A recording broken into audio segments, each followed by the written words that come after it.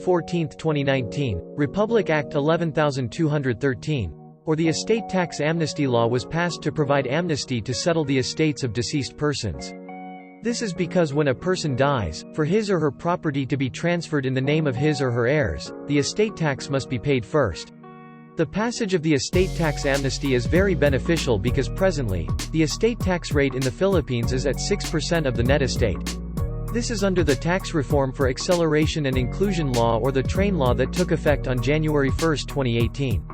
But before January 1, 2018, the law that was effective was Republic Act 8424, or the National Internal Revenue Code of 1997. The estate tax rate then was at a whopping range of 5% to 20% of the net estate. Since the tax return must be filed within 6 months from the date of the decedent's death, and must be paid at such time, failure to pay on time can result in penalties. No wonder, there are so many unpaid estate taxes that are being passed from generation to generation. Because of such a problem of untransferred properties due to non-payment of estate tax, Congress passed the Estate Tax Amnesty Law that shall cover the estate of a decedent who died on or before December 31, 2017. With the estate tax amnesty, the estate tax rate of those who died on or before December 31, 2017 is no longer at 5% to 20%, but at 6% of each decedent's total net taxable estate at the time of death, without penalties at every stage of transfer of property. Since the 6% computation is from the net taxable estate, the next question could be, what covers the gross and the net estate? The gross estate of a decedent shall be composed of the following properties and interest.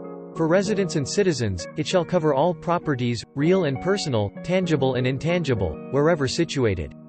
As for non-residents and aliens, it shall only cover real and personal properties situated in the Philippines. Non-residents and aliens include former Filipino citizens who are residents abroad and change their citizenship from Filipino to foreign citizenship. For purposes of determining the net estate, the gross estate may be reduced by the deductions allowed by the estate tax law applicable at the time of death of the decedent.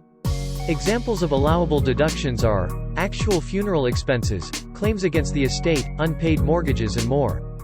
Step 1. Complete the documentary requirements. The essential documents are PSA death certificate, TIN of the decedent and his or her heirs, list of properties both real and personal properties, and more. Step 2. Accomplish the estate tax amnesty return and submit, together with the complete documentary requirements to the concerned RDO for computation of estate tax amnesty due, an endorsement of acceptance payment form.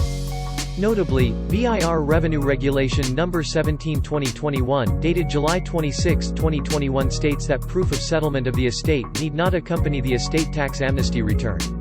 So a person can pay the estate tax without first settling or partitioning the estate. But such is needed, for BIR purposes only during the release of the electronic certificate authorizing registration.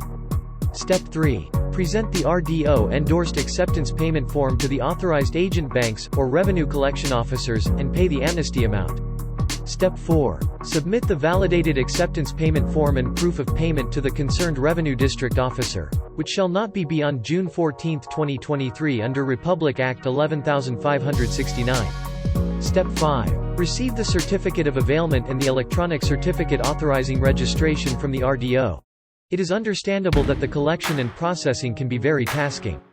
But just like any difficult task, it can be done one step at a time, one goal at a time, one day at a time.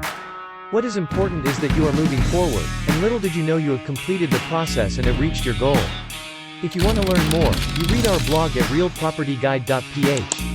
Hope you find this video helpful. Please click subscribe and until our next video at realpropertyguide.ph.